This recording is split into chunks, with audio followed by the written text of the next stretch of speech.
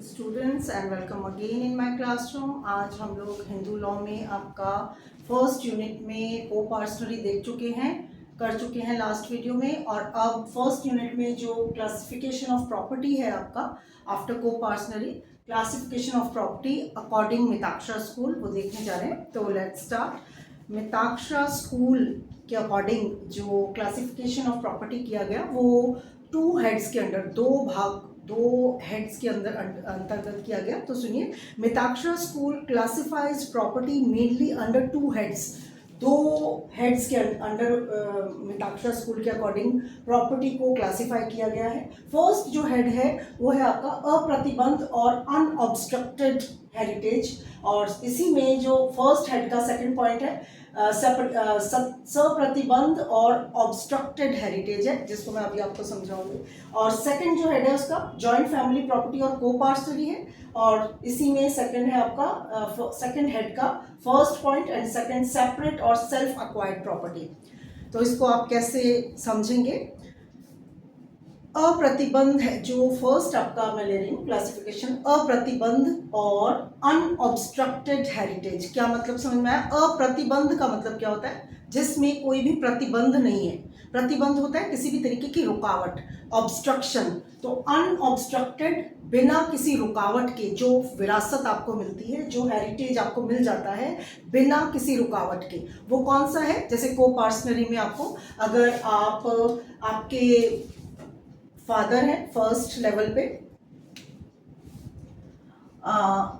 A B C and D, आप D है, great grandson हो या, तो आपके फादर, आपके दादा, पिता, दादा और परदादा से जो ए की सेल्फ एक्वायर्ड प्रॉपर्टी नहीं होती, जो ए को मिलती है एंसेस्ट्रल प्रॉपर्टी, जो पैतृक संपत्ति पीछे से मिलती है, पैतृक संपत्ति, एंसेस्ट्रल प्रॉपर्टी जिसको आप कहेंगे एंसेस्ट्रल प्रॉपर्टी। ये ए की जो एंसेस्ट्रल प्रॉपर्टी थी, जो बी को मिली, बी के बाद सी को मिली, और सी के बाद जो आपको मिली डी को मिली, जो फोर्थ चार हमने ग्रेड या वो देखे थे। तो डी को जब मिली तो वो अप्रतिबंध दाय, इसको इसलिए कहा जाता है कि जिस इसमें किसी भी तरीके का प्रतिबंध नहीं होता, किसी भी तरीके की रुकावट नहीं होती। डी के जन्म लेते ही, पुत्र के जन्म लेते ही उसको उसके पिता की, उसके दादा की और उसके परदादा की जो एंसेस्ट्रल प्रॉपर्टी है उसमें वो अंशदायी हो जाता है, उसमें उसका अंश ऑटोमेटिकली आ जाता है। इसमें किसी भी तरीके का प्रतिबंध नहीं होता और उसको सीधे जन्म लेते ही बाय बर्थ उसमें जो एंसेस्ट्रल, जो पैतृक संपत्ति है उसमें उसको अपना हक मिल जाता है और वो उसमें किसी भी तरीके का प्रतिबंध नहीं होता। वो अप्रतिबंध दाय, अप्रतिबंध हेरिटेज होती है, जिसको अनऑब्स्ट्रक्टेड कहते हैं। बिना किसी, ऑब्स्ट्रक्शन का मतलब होता है किसी भी तरीके का रुकावट, किसी भी तरीके की बाधा, और ये बिना बाधा के, निर्बाध, बिना किसी ऑब्स्ट्रक्शन के जब मिल जाती है जन्म लेते ही, दैट इज कॉल्ड अप्रतिबंध और अनऑब्स्ट्रक्टेड हेरिटेज।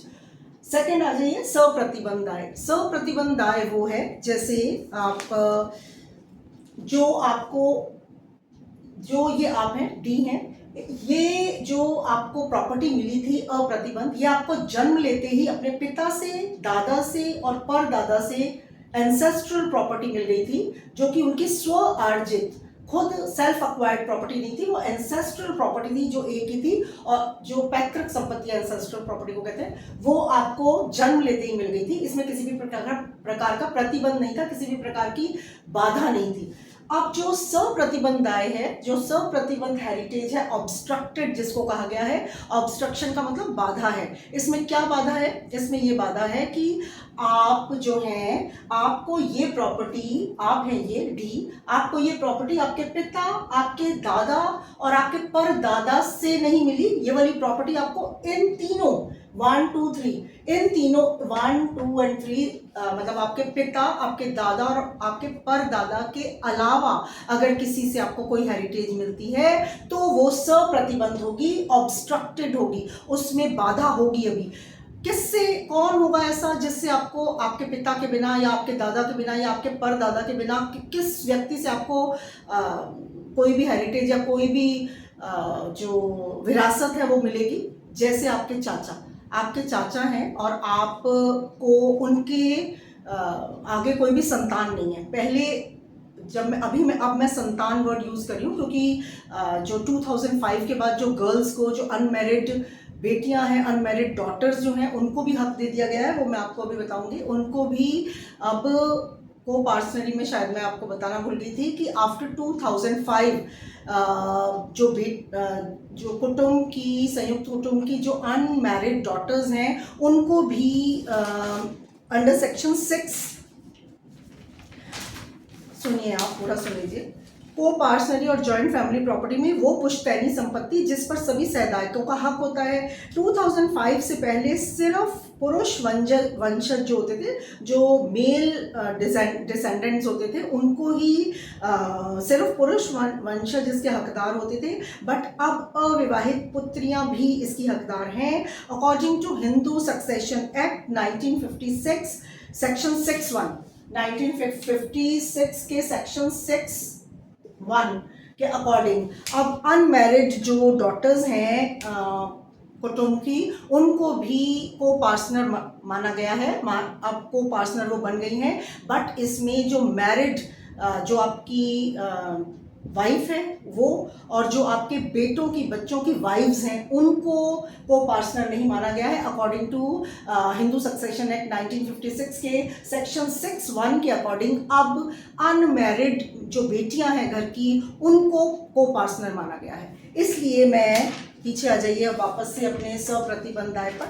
अब जो मैं ये कह रही हूँ आपको कि अप्रतिबंध में तो आपको आप डी थे और आपको अप्रतिबंध बिना किसी बर्थ लेते ही, बिना किसी रुकावट के आपको पैतृक संपत्ति मिल गई। लेकिन सप्रतिबंध आय वो है जो आपको आपके पिता, आपके दादा और आपके परदादा के अलावा किसी से मिलता है। जैसे आपके चाचा से मैं बता रही थी आपको, तो अगर चाचा के कोई संतान नहीं है, जहां हम बात की थी हमने बेटियों की, पहले यहाँ बोला जाता था कि अगर उस चाचा की कोई मेल संतान नहीं है, कोई बेटा नहीं है, लेकिन अब ये सिर्फ संतान बोला जाएगा क्योंकि अब बेटियों को भी को पार्टनर माना गया है। अगर उस चाचा की कोई भी संतान नहीं है तो आप को उनकी संपत्ति विरासत में मिलेगी। बट कब मिलेगी? जब उनकी मृत्यु हो जाएगी।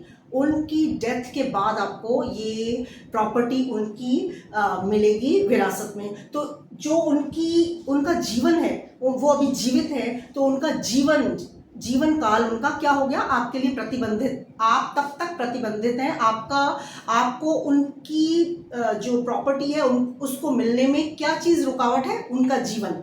तो ये इसलिए इसको सप्रतिबंध या ऑब्स्ट्रक्टेड हेरिटेज बोला जाता है कि इसमें एक प्रतिबंध ये है या एक ऑब्स्ट्रक्शन ये है कि अभी वो जीवित है, तो उनका जीवन जो आपके पिता या दादा या परदादा के बिना आपको कोई विरासत मिल रही है, अगर वो जीवित हैं चाचा आपके, तो तब तक उनके जीवन काल में आपको वो संपत्ति नहीं मिल सकती, उनके जीवन काल के बाद मिलेगी। तो उसमें ये इसलिए इसको सप्रतिबंध या प्रतिबंध के सहित बोला जाता है। तो सुनिए, जैसे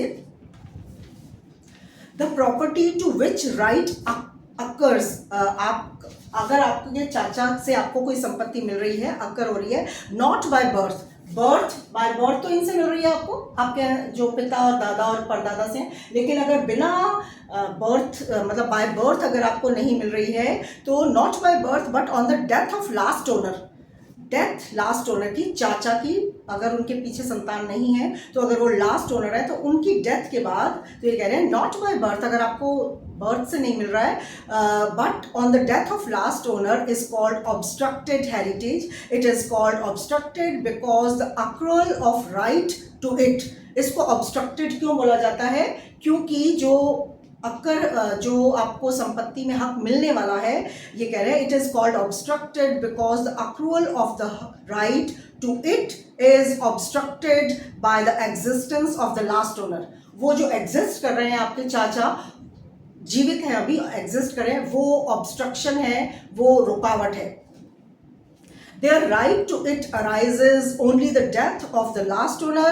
In this way, any property inherited by a Hindu by relations other than fathers or fathers, जो आपके परदादा हुए, अगर इस से अदर देन है, अगर इन तीनों के अलावा किसी और से मिल रही है, जैसे चाचा से मैंने आपको बताया, तो in this way any property inherited by a Hindu by relations other than father's fathers or father's fathers would be called obstructed heritage.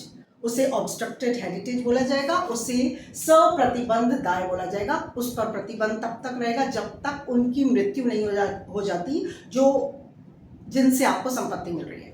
तो ये दो जो अप्रतिबंध और सप्रतिबंध जो हेरिटेज है, ये फर्स्ट हेड में है अकॉर्डिंग टू मिताक्षरा स्कूल, और सेकंड जो हेड में है वो है जॉइंट फैमिली प्रॉपर्टी और कोपार्सनरी। एंड इसको हम देखेंगे, जॉइंट फैमिली प्रॉपर्टी वही होगी जो मैंने आपको को-पार्टनर्स की बताई है कि जो ये आपको अभी मैंने बताया कि आपके जन्म लेते ही जिसमें आपको अधिकार मिल जाता है। मैं डिटेल में आपको फिर से बता देती हूँ।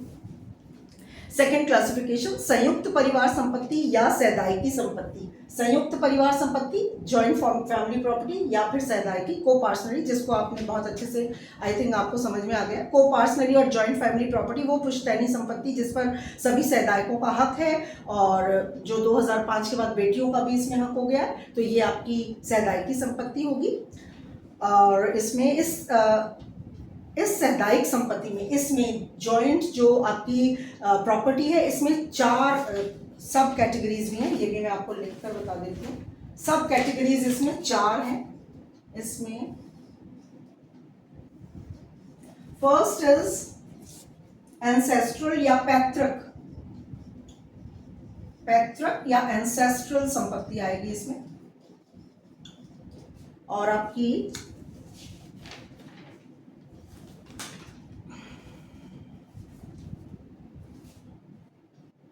Jointly acquired property, jointly acquired,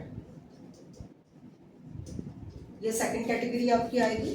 और चलिए हम एक एक करके देखते जाते हैं, फिर मैं लिखती जाऊंगी। 4 प्रॉपर्टी इसमें आएंगी आपकी जो ये जो आपकी जॉइंट फैमिली प्रॉपर्टी है। इसमें फर्स्ट है आपकी पैतृक या एंसेस्ट्रल प्रॉपर्टी, जो कि परिवार में जन्म लेते ही, वही जो को-पार्सनरी वाली मैंने आपको बताई, पैतृक या एंसेस्ट्रल संपत्ति जो कि परिवार में जन्म लेते ही निहित हो जाती है, वही 2005 वाली आप बात बताएंगे। इसमें 2005 से पहले केवल पुरुष वंशज ही इसके हकदार होते थे, बट अब अविवाहित स्त्रियां भी इसकी हकदार हैं। ये सर्वाइवरशिप से, जो मैंने आपको बताया कि उत्तरजीविता से आपको प्राप्त होती है। जैसे अगर आप इसमें अगर इससे भी बाद में है तो आपको तभी हक इसमें मिलेगा जब इसकी डेथ हो जाएगी या ए की डेथ हो जाएगी। तो ये सर्वाइवर उत्तरजीविता से होता है। अगर एक की आप 4 कैटेगरी के अंदर आते हैं तो उत्तरजीविता से इसमें हक आपको मिलता है। सक्सेशन द्वारा आपको हक नहीं मिलता। सक्सेशन द्वारा आपको ऑब्स्ट्रक्टेड में मिलता है। जैसे चाचा से आपका उत्तराधिकार आप प्राप्त करते हैं अगर उनकी कोई संतान नहीं है, तो यहाँ पर उत्तरजीविता से आपको मिलेगा। और इसमें ऑब्स्ट्रक्टेड में, हेरिटेज में आपको सक्सेशन द्वारा मिलता है। ये बोल रहे हैं कि यह उत्तरजीविता द्वारा प्राप्त होती है पैतृक संपत्ति, सक्सेशन द्वारा नहीं। इस बात पर थोड़ा सा कंट्रोवर्सी रही, मतभेद रहा कि जो आपके मातृ पक्ष के पूर्वज होते हैं, जो मैटरनल एंसेस्टर्स हैं, जो आपके मैटरनल एंसेस्टर्स होते हैं, जो आपके माता के पक्ष के पूर्वज हैं, जैसे आपके ननिहाल के जो नाना के घर के जो पूर्वज हैं, तो ऐसा एक पहले बहुत इसमें मतभेद रहता था या कंट्रोवर्सी थी कि क्या ननिहाल जो आपका होता है, मातृ पक्ष जो है, जो मैटरनल जो आपका एंसेस्टर्स हैं, क्या उनकी संपत्ति भी क्या पैतृक संपत्ति मानी जाएगी। तो कभी प्रिवी काउंसिल ने ऐसा कहा कि हाँ, इसने पॉजिटिवली इसमें कहा था प्रिवी काउंसिल के द्वारा कि जो माता के पक्ष की या मातृ पक्ष की या मैटरनल जो एंसेस्टर्स हैं उनकी संपत्ति को भी पैतृक संपत्ति माना गया था।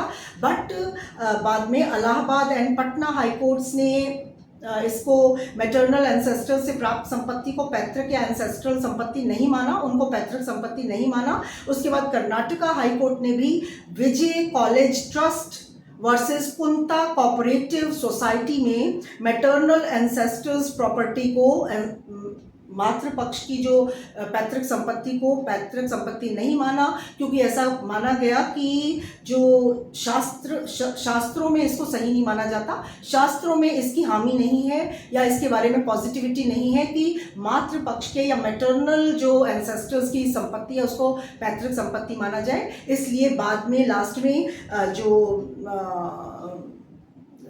इसने प्रिवी काउंसिल ने भी मोहम्मद हुसैन वर्सेस केशव नंदन सहाय के केस में लास्ट में प्रिवी काउंसिल ने भी मोहम्मद हुसैन वर्सेस केशव नंदन सहाय के केस में ये मान लिया कि पिता, दादा और परदादा से मिली संपत्ति ही पैतृक संपत्ति मानी जाएगी। जो को पार्टनर्स हैं उनको जो पैटर्नल एंसेस्टर्स से जो पिता के पक्ष से मिलती है संपत्ति वही पैतृक संपत्ति मानी जाएगी। उसके बाद सेकंड कैटेगरी जो है जॉइंटली एक्वायर्ड। जॉइंटली एक्वायर्ड का मतलब है property jointly acquired by the members of the joint family. जो संयुक्त कुटुंब के सदस्य हैं, अगर उन्होंने जॉइंटली कुछ काम करके, कोई बिजनेस करके या किसी भी तरीके का कुछ लेबर करके अगर कोई संपत्ति एक्वायर्ड की है, कोई प्रॉपर्टी एक्वायर्ड की है, तो वो जॉइंट फैमिली प्रॉपर्टी मानी जाती है। तो इसमें आ जाइए संयुक्त परिवार के सदस्यों द्वारा संयुक्त रूप से अर्जित संपत्ति। ये कह रहे हैं कि where property has been acquired by the members of joint Hindu family by their joint labour. अगर वो उन सब ने इकट्ठे कोई काम करके, जॉइंट लेबर करके, कैसे भी हो सकता है वो, whether is in business, profession और वोकेशन, किसी भी तरीके का वोकेशन करके या पेशा करके या कोई भी व्यवसाय करके अगर कोई संपत्ति अर्जित की है, कोई प्रॉपर्टी गेन की है, तो वो अगर वो with the aid of joint family property, अगर वो कोई लेबर या कोई बिजनेस या कोई वोकेशन, अगर उन्होंने पेशा करके, व्यवसाय करके अगर कोई संपत्ति अर्जित की है, अगर उस व्यवसाय को चलाने में जॉइंट फैमिली प्रॉपर्टी के फंड में से ही पैसा लिया गया है, उस जॉइंट फैमिली प्रॉपर्टी का एक फंड होता है, कॉमन फंड होता है, अगर उसमें से ही पैसा लेकर, उसी में से फंड लेकर अगर सबने मिलकर जॉइंटली कोई प्रॉपर्टी एक्वायर की है, तो वो भी जॉइंट फैमिली प्रॉपर्टी या को पार्टनरी की प्रॉपर्टी मानी जाती है। इसमें थर्ड जो पॉइंट है, अब आपका जो थर्ड आएगा, संपत्ति जो समान कोष में डाल दी गई है, property throne into the common stock, जो कॉमन स्टॉक में डाल दी गई है।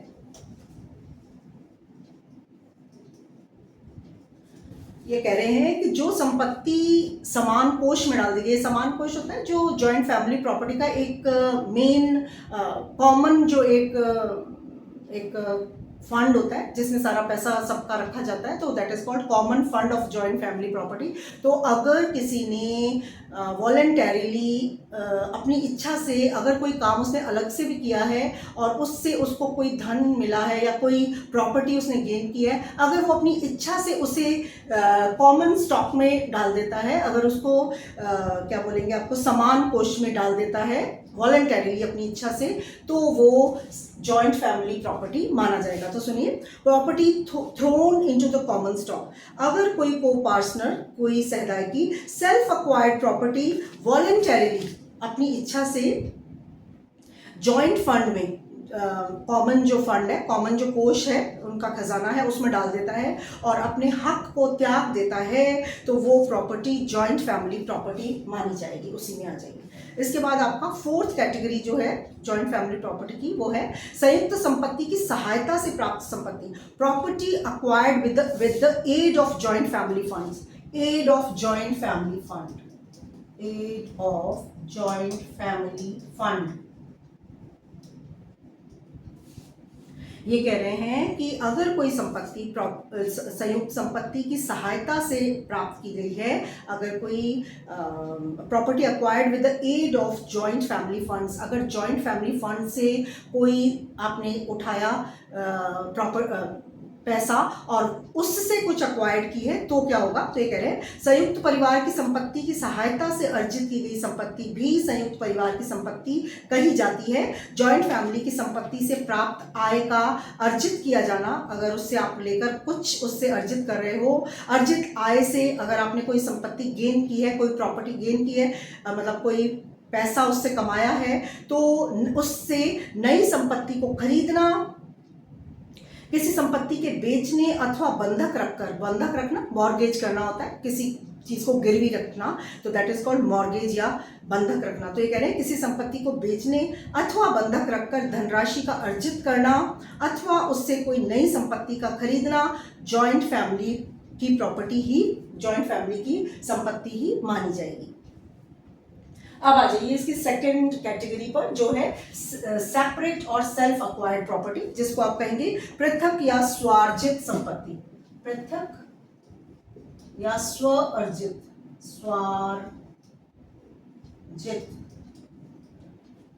स्वार्जित का मतलब है खुद से कमाई हुई। तो ये कह रहे हैं कि ये तो हो गई जॉइंट फैमिली प्रॉपर्टी, जो जॉइंट फैमिली की है, और ये होते हैं सेपरेट प्रॉपर्टी जो आपने खुद अपनी उससे कमाई है। तो ये कह रहे हैं कि दूसरी प्रॉपर्टी है स्व अर्जित संपत्ति।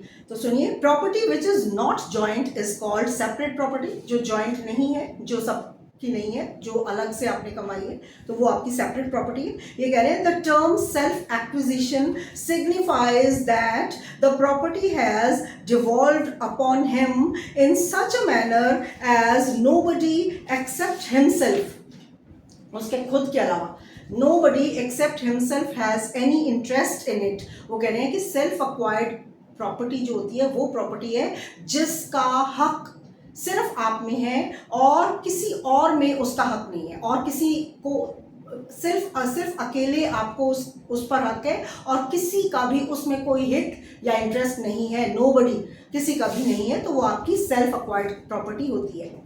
इसमें एक केस आप देखेंगे, एस.ए. Quddus, KUDDUS, S.A. Quddus versus S. Veerappa, 1994 का ये केस है।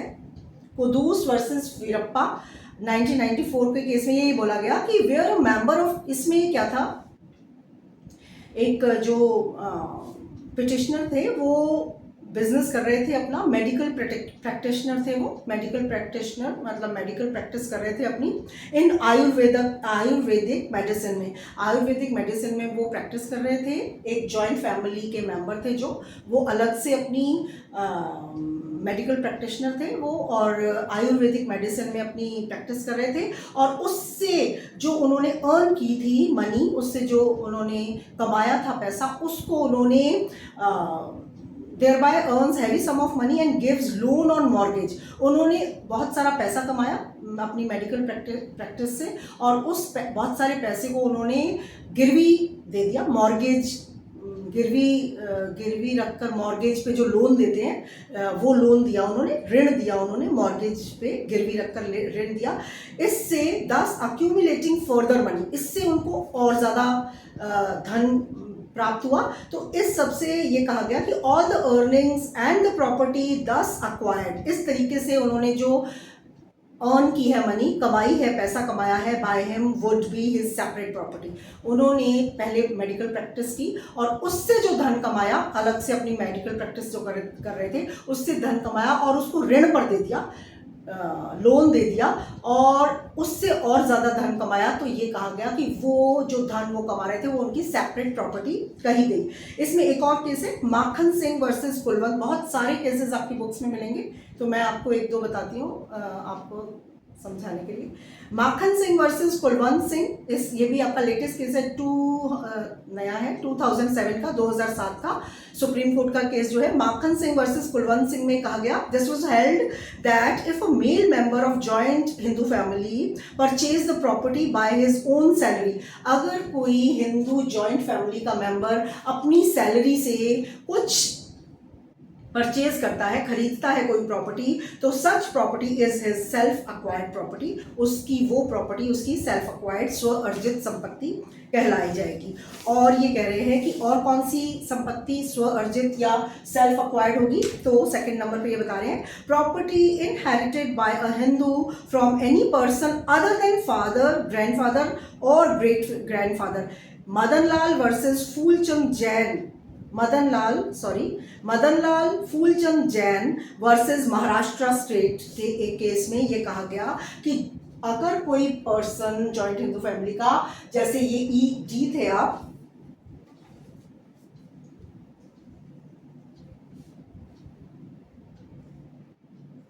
अगर आपने ये जो प्रॉपर्टी है कोई प्राप्त की है सी, बी और ए के अलावा, अपने पिता, दादा या परदादा के अलावा अगर आपने कोई संपत्ति गेन की है, आपको मिली है, जैसे मैंने अभी आपको बताया था कि चाचा से मिली, अगर ऐसे कोई संपत्ति आपके पिता, दादा और परदादा के अलावा किसी से मिलती है तो वो आपकी सेल्फ अक्वायर्ड संपत्ति मानी जाएगी, सेल्फ अक्वायर्ड प्रॉपर्टी मानी जाएगी। इसके अलावा कौन सी प्रॉपर्टी आपकी सेल्फ अक्वायर्ड होगी? जॉइंट फैमिली के डिवीजन पर जो प्रॉपर्टी एक बंदे आपको अगर मिली तो डिसेंडेंट के रूप में वह उसकी सेपरेट प्रॉपर्टी होगी अगर उसके आगे संतान ना हो। जैसे आपको अगर कोई संपत्ति मिली और आपके घर का कुटुंब का डिवीजन हो गया और आपको उसमें आपका अंश मिल गया, आपका हिस्सा मिल गया, अगर आपके आगे संतान नहीं है तो वो आपकी सेल्फ अक्वायर्ड संपत्ति मानी जाएगी। अगर होगी तो वो फिर जॉइंट फैमिली प्रॉपर्टी बनती जाएगी आगे आगे। अगर नहीं है कोई तो वो आपकी सेल्फ अक्वायर्ड संपत्ति मानी जाएगी। और कौन सी संपत्ति मानी जाएगी? Next is property obtained by Hindu by a gift और will unless made by father, grandfather और ग्रेट ग्रैंडफादर। अगर आपके पिता, दादा या परदादा के अलावा आपको किसी से कोई संपत्ति गिफ्ट में, दान में, एज अ गिफ्ट या दान में मिली है तो वो आपकी सेल्फ अक्वायर्ड मानी जाएगी। इसके अलावा any property devolving on a sole surviving co-partner provided there is no widow in existence who has power to adopt or has a child in her womb will be regarded as his separate property। अगर कोई property आपको as a sole surviving को partner, अगर आप अकेले last surviving को partner हैं, अगर आप अकेले रह गए को पार्टनर जीवित, कोई भी और नहीं है, तो अगर जो आपके एंसेस्टर हैं उनकी अगर कोई विडो नहीं है और अगर वो प्रेग्नेंट नहीं है तो आप उस संपत्ति के सोल ओनर माने जाए, मतलब वो आपकी सेपरेट संपत्ति मानी जाएगी। इसके अलावा एनी प्रॉपर्टी नेक्स्ट जो obtained by gift of ancestral movable property made by the father through affection, अगर आपके पिता ने आपको प्यार में, अफेक्शन से अगर कोई एंसेस्ट्रल पैतृक चल संपत्ति आपको गिफ्ट कर दी है। पैतृक चल संपत्ति होती है मूवेबल प्रॉपर्टी, जो भूमि नहीं है, चल संपत्ति अगर कोई है, अगर ऐसी कोई संपत्ति आपके पिता ने अफेक्शन में, प्यार में, स्नेह से आपको गिफ्ट कर दी है तो वो आपकी सेल्फ अक्वायर्ड संपत्ति मानी जाएगी। और property obtained by a Hindu by grant from the government shall be regarded as separate property. आपको अगर सरकार से कोई अनुदान मिला है, कोई आपको ग्रांट मिली है सरकार से, तो वो आपको आपकी सेल्फ अक्वायर्ड प्रॉपर्टी मानी जाएगी। इसके अलावा जॉइंट फैमिली प्रॉपर्टी, अगर कभी जॉइंट फैमिली की अगर कोई प्रॉपर्टी कभी खो गई थी, गुम हो गई थी, मतलब खो गई थी, तो अगर किसी मेंबर द्वारा बिना संयुक्त संपत्ति की सहायता से अगर उसमें आपने उस संपत्ति को, जो कभी खो गई थी, उस संपत्ति को आपने बिना और किसी को पार्टनर के की हेल्प के, बिना किसी और मेंबर की हेल्प के अगर आपने उसको ढूंढ लिया है, आपने पा लिया है, तो वो आपकी सेल्फ अक्वायर्ड या सेपरेट संपत्ति मानी जाएगी। इसके अलावा any income gained by member, and last इसमें है any income gained by member जो कि उसने अपनी एजुकेशन, स्पेशलाइजेशन, एक्सपर्टाइज और स्पेशल इंटेलिजेंस के आधार पर प्राप्त किया। अगर किसी मेंबर ने कोई जो इनकम गेन की है वो अपनी खुद की इंटेलिजेंस, अपना कोई स्पेशलाइजेशन है, अगर उसमें कोई भी गुणवत्ता है, कोई स्किल है एक्स्ट्रा ऑर्डिनरी, उसके आधार पर अगर उसने कोई इनकम गेन की है तो उससे अक्वायर्ड संपत्ति, जो इनकम गेन की है उसने, वो उसकी खुद की स्व अर्जित संपत्ति, सेपरेट संपत्ति मानी जाएगी। बट इसमें कंट्रोवर्सी कुछ प्रॉब्लम थी और ये कहा जाता था कि अगर उसने जो स्किल या फिर अपनी एजुकेशन, जो कुछ भी उसने अपना एक्स्ट्रा ऑर्डिनरी उसमें स्किल थी, वो अगर उसने गेन करने में या एजुकेट होने में अगर उसने जॉइंट फैमिली प्रॉपर्टी यूज़ की है तो उसे ये कहा जाता था कि वो उसकी सेल्फ अक्वायर, उसके आधार पर जो शिक्षा उसने जॉइंट फैमिली प्रॉपर्टी से गेन की है, प्राप्त की है, उस शिक्षा के आधार पर अगर वो कुछ अक्वायर करता है, कोई संपत्ति या कोई कम अर्न करता है मनी, तो ये इसमें कंट्रोवर्सी थी, उसको नहीं दिया जाता था, सेपरेट नहीं माना जाता था, क्योंकि ये कहा जाता था कि उसने एजुकेशन जॉइंट फैमिली की प्रॉपर्टी से प्राप्त किया। बट 1930 में Hindu gains of learning act, gains of learning act को आप यही कहेंगे, नाम इसका गेन्स ऑफ लर्निंग एक्ट ही है, तो हिंदी में आप इसको, गेन्स होगा लाभ या लाभ प्राप्त करना, और लर्निंग होगा ज्ञान से। अगर आप अपने ज्ञान से, अपनी स्किल से, अपनी एजुकेशन से अगर कोई लाभ या अर्न कर रहे हैं, कोई प्राप्त कर रहे हैं, उसकी इनकम प्राप्त कर रहे हैं, तो उसके लिए ये 1930 में बिल पास हुआ, Hindu gains of learning act 1930। इसके पास होने के बाद ये स्पष्ट हुआ, इसमें ये स्पष्ट किया गया कि भले ही मेंबर ने, जो फैमिली मेंबर था, उसने जो प्रॉपर्टी गेन की है, जो प्रॉपर्टी प्राप्त की है, वो उस एजुकेशन या उस स्किल के माध्यम से प्राप्त की है जो उसने जॉइंट फैमिली की पैसे से, जॉइंट फैमिली फंड से अपनी एजुकेशन प्राप्त की थी, फिर भी उसकी वो जो मनी है या जो उसकी जो उसका अर्निंग है, उसको उसकी सेपरेट मनी या सेपरेट इनकम माना जाएगा। तो this is all about classification of property according to Mitaksha School. Thank you so much for watching.